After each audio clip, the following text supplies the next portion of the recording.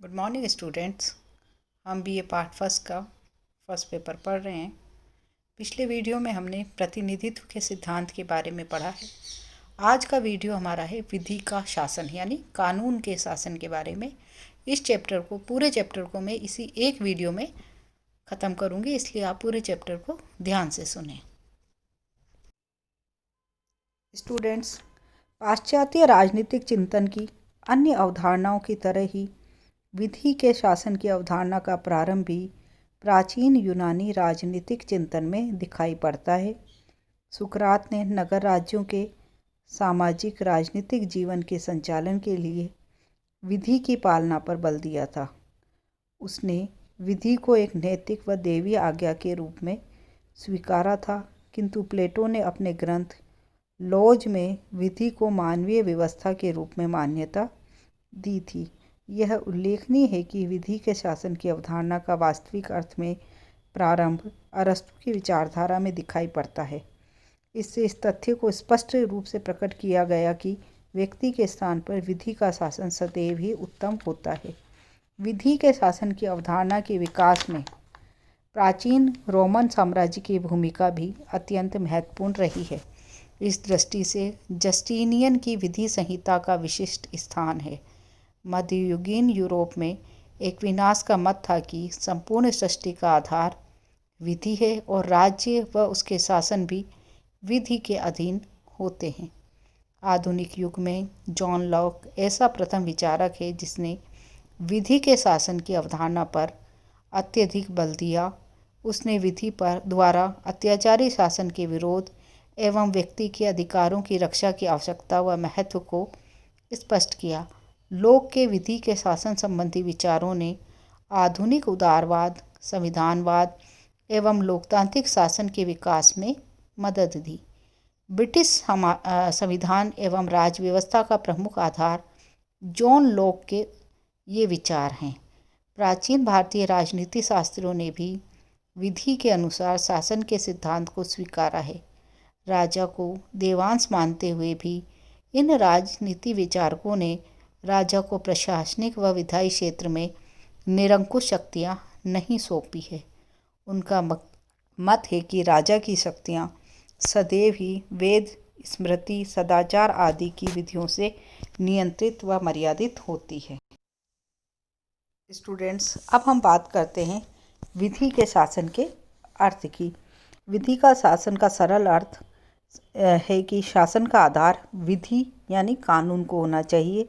शासन का निर्माण कानून के अनुसार होना चाहिए। शासन की शक्तियाँ विधि द्वारा निश्चित की जानी चाहिए और इन शक्तियों का प्रयोग भी कानून के अनुसार ही किया जाना चाहिए। इस अवधारणा में कानून को एक ऐसी सर्वोच्च शक्ति के रूप में स्वीकारा गया है जो शासन की स्वेच्छाचारी शक्ति को नियंत्रित करके उसे औचित्य पूर्णता प्रदान करती है और उसे सत्ता में बदल देती है। विधि का शासन की अवधारणा आधुनिक उदारवादी राजनीतिक विचारधारा का आधारभूत सिद्धांत है। यह अवधारणा राजनीतिक इतिहास के इस यथार्थवादी निष्कर्ष को स्वीकारती है कि सर्वोत्तम व्यक्ति का शासन भी अंत में स्वेच्छाचारी शासन में बदल सकता है और इसलिए व्यक्ति के शासन के स्थान पर विधि का शासन ही स्थापित किया जाना चाहिए। शासन की शक्तियों का प्रयोग विधि द्वारा मर्यादित होगा और शासित वर्ग का व्यक्तिगत इच्छा का शिकार नहीं होगा। ये परिभाषा बेड व फिलिप्स ने दी है। विधि के शासन की अवधारणा 3 तथ्यों पर बल देती है। पहला है विधि सर्वोच्च होती है। दूसरा, विधि सबके लिए समान होती है। तीसरा, शासन की शक्ति सीमित होती है। इस अवधारणा के अनुसार राज्य में विधि सर्वोच्च होती है, अतः इस शासक और शासित दोनों के ही आचरण को नियंत्रित करने की क्षमता रखती है। विधि अपनी प्रकृति से सामान्य होती है, अतः यह शासन एवं शासित दोनों पर ही समान रूप से लागू होती है। विधि के शासन की अवधारणा असीमित शक्ति वाले शासन के स्थान पर सीमित शक्ति वाले शासन के विचार को स्वीकारती है और इसलिए यह नियंत्रित कार्यपालिका के सिद्धांत को मानती है। इस नियंत्रित कार्यपालिका के सिद्धांत का विकास उत्तरदायी शासन के रूप में हमें दिखाई देता है। अब हम बात करते हैं विधि के शासन की विशेषताओं के बारे में। विधि के शासन के बारे की अगर हम विशेषताओं की बात करते हैं तो इसमें डाइसी के विचार प्रमुख हैं। उन्होंने अपना ग्रंथ introduction to the law of the constitution में विधि के शासन की धारणा पर गंभीर विवेचन प्रस्तुत किया है। तो हम जो विशेषताएं देखेंगे वो डाइसी के द्वारा प्रस्तुत की गई है। उसमें पहली है विधि की सर्वोच्चता। विधि के शासन की एक महत्वपूर्ण मान्यता है कि शासन व्यवस्था में सर्वोच्च स्थान विधि को प्राप्त है। शासन की सत्ता का प्रयोग करने वाले किसी शासक या अधिकारी को नहीं। इस मान्यता की दो व्याख्याएं हैं। शासक अथवा सरकारी अधिकारियों को मनमाने तरीके से अपनी शक्तियों के प्रयोग का अधिकार नहीं है। उन्हें केवल विधि द्वारा निर्धारित शक्तियां ही प्राप्त होती है और उन्हें विधि की सीमाओं के अंतर्गत ही अपनी शक्तियों का प्रयोग करना चाहिए। दूसरा, अधिकारी वर्ग द्वारा किसी व्यक्ति को तब ही दंडित किया जा सकता है जब उसने देश की सामान्य विधि का उल्लंघन किया हो और उस व्यक्ति पर ऐसा आरोप सामान्य न्यायालय में सामान्य विधि प्रक्रिया द्वारा सिद्ध हो गया हो। दूसरी जो विशेषता है वह है सभी के लिए समान विधि या समान न्यायालय। डाइसी ने कहा है कि विधि के शासन की दूसरी महत्वपूर्ण मान्यता यह है कि विधि के सम्मुख सभी व्यक्ति समान होते हैं तथा सभी व्यक्ति समान न्यायालयों के समान न्यायिक प्रक्रिया के अधीन होते हैं। इसका सरल अर्थ है कि नागरिकों के सभी वर्गों पर एक ही प्रकार की विधि लागू होती है। वे सभी समान रूप से एक ही विधि के अधीन होते हैं और उनके प्रति समान रूप से उत्तरदायी भी होते हैं। डाइसी लिखते हैं कि हमारे लिए प्रधानमंत्री से लेकर एक सिपाही या कर वसूलने वाले तक सभी प्रशासनिक व्यक्ति अपने ऐसे कार्यों के लिए जो विधि की सीमा का उल्लंघन करते हो विधि के सामने उतने ही जवाबदेह होंगे जितना कोई अन्य साधारण नागरिक होता है। विधि के शासन की जो मान्यता है केवल शासक व सामान्य नागरिकों के बीच ही नहीं अपितु समाज के विभिन्न वर्गों से संबंधित सभी व्यक्तियों के बीच भी विधि की समानता की स्थापना करती है। इस प्रकार विधि के शासन की व्यवस्था प्रशासनिक विधि, प्रशासनिक न्यायालय तथा प्रशासनिक न्याय की उस व्यवस्था को स्वीकार नहीं करती है जो फ्रांस एवं यूरोप के कुछ अन्य देशों में प्रचलित है। तीसरी जो विशेषता है वह है विधि का शासन व्यक्ति के अधिकारों का संरक्षक है। डाइसी के अनुसार जहां अन्य देशों में व्यक्ति के अधिकारों को संविधान की धाराओं द्वारा घोषित किया गया है और उनकी रक्षा के लिए संवैधानिक उपाय बताए गए हैं, वहाँ ही ब्रिटेन में व्यक्तियों के अधिकारों का आधार अतीत में न्यायालयों द्वारा विभिन्न मुकदमों में दिए गए निर्णय हैं और न्यायालय ही इन अधिकारों के संरक्षक है। विधि के शासन की इस व्यवस्था में कुछ आधारभूत विचार निहित है, जैसे नागरिकों के अधिकार राजनीतिक समाज की स्थापना से पहले ही व्यक्ति को प्राप्त है और उन्हें किसी भी संविधान के ऊपर माना जाना चाहिए। इन्हें संविधान के अधीन नहीं रखा जा सकता है तथा न ही इन अधिकारों की व्याख्या केवल ऐसे न्यायालयों द्वारा की जा सकती है जो कार्यपालिका के नियंत्रण से स्वतंत्र हो। ब्रिटेन में विधि के शासन की अवधारणा ने शासन की शक्ति से व्यक्तियों के अधिकारों की रक्षा की है। इस दृष्टि से विधि के शासन के महत्व को स्पष्ट करते हुए डाइसी कहते हैं, केवल उस स्थिति को छोड़कर जब सामान्य विधिक प्रक्रिया द्वारा यह प्रमाणित कर दिया गया हो कि विधि का एकदम स्पष्ट उल्लंघन किया गया है, कोई व्यक्ति दंड के योग्य नहीं होता है अथवा उसे कानूनी आधार पर शारीरिक या आर्थिक हानि नहीं पहुंचाई जा सकती। इस अर्थ में विधि का शासन की ऐसी प्रत्येक प्रणाली का विरोधी है जो सत्ताधारियों को अन्यों पर बलपूर्वक विभिन्न प्रतिबंध लगाने की विस्तृत ऐच्छिक व स्वविवेकीय शक्तियाँ देने में विश्वास करती हो। तो स्टूडेंट्स, यह थी विधि के शासन की विशेषताएं। अब हम बात करेंगे विधि के शासन की सीमाएं। विधि के शासन की जो सीमाएं हैं उसमें भी हमें डाइसी के विचारों को ही लेंगे। तो विधि के शासन की जो सीमाएं हैं उसमें पहला बिंदु है अधिकारियों की विवेकात्मक शक्तियाँ। डाइसी द्वारा की गई विधि के शासन की व्याख्या के अनुसार अधिकारियों को अपने विवेकानुसार शक्तियों का प्रयोग का अधिकार नहीं होना चाहिए। अन्यथा वे स्वेच्छाचारी आचरण कर सकेंगे। डाइसी का यह मत 19वीं सदी के अनुरूप ही था, जबकि व्यक्तिवादी पुलिस राज्य की धारणा स्वीकारी जाती थी और यह माना जाता था कि शासन अधिकारियों को विवेकात्मक शक्ति सौंपने पर नागरिकों की स्वतंत्रता पर विपरीत असर पड़ेगा। किंतु आधुनिक युग लोक कल्याणकारी राज्य का युग है और यह माना जाता है कि सार्वजनिक हित की पूर्ति के लिए अधिकारियों को विवेकात्मक शक्ति अवश्य ही दी जानी चाहिए, अन्यथा वे अपने दायित्वों को पूरा नहीं कर सकेंगे। इस नवीन विचार के अनुसार ब्रिटेन में भी अधिकारियों को विवेकात्मक शक्तियाँ सौंपी गई है, जिसे परंपरागत विधि की धारणा का अपवाद माना जाता है। दूसरी जो सीमा है वह है प्रदत्त व्यवस्थापन, या हम ये कह सकते हैं कि प्रत्यायोजित व्यवस्थापन। डाइसी की विधि के शासन की व्याख्या के अनुसार ब्रिटेन की शासन सामान्य विधि अथवा संसद द्वारा बनाए गए विधि के आधार पर ही होना चाहिए, किंतु वर्तमान काल में ब्रिटेन में प्रचलित प्रदत्त व्यवस्थापन की प्रणाली विधि के शासन की इस मान्यता का उल्लंघन करती है।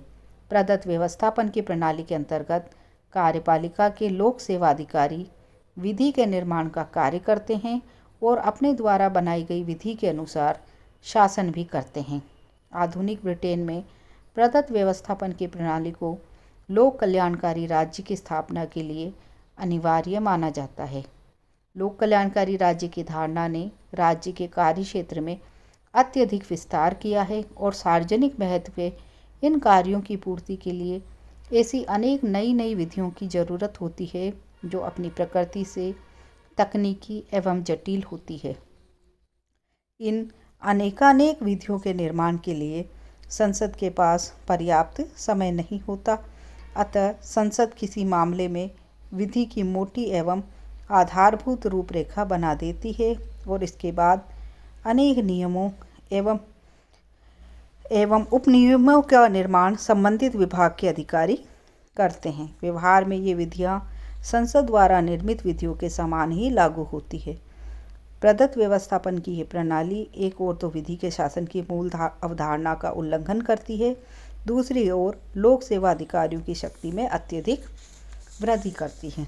अब हम तीसरी सीमा की बात करते हैं, तो वह है लोक सेवा अधिकारियों को प्राप्त विधिक सुरक्षा। विधि के शासन की धारणा के अनुसार लोक सेवा अधिकारी तथा साधारण नागरिक दोनों ही देश की सामान्य विधि के अधीन होते हैं, किंतु ब्रिटेन में समय समय पर संसद ने अनेक ऐसी विधियां बनाई है जो साधारण व्यक्ति की तुलना में लोक सेवा अधिकारियों की विशिष्ट विधिक सुरक्षा प्रदान करते हैं। उदाहरण के लिए सन 1892 का लोक अधिकारी संरक्षण अधिनियम प्रशासनिक अधिकारियों को 2 प्रकार से विधिक सुरक्षा प्रदान करता है।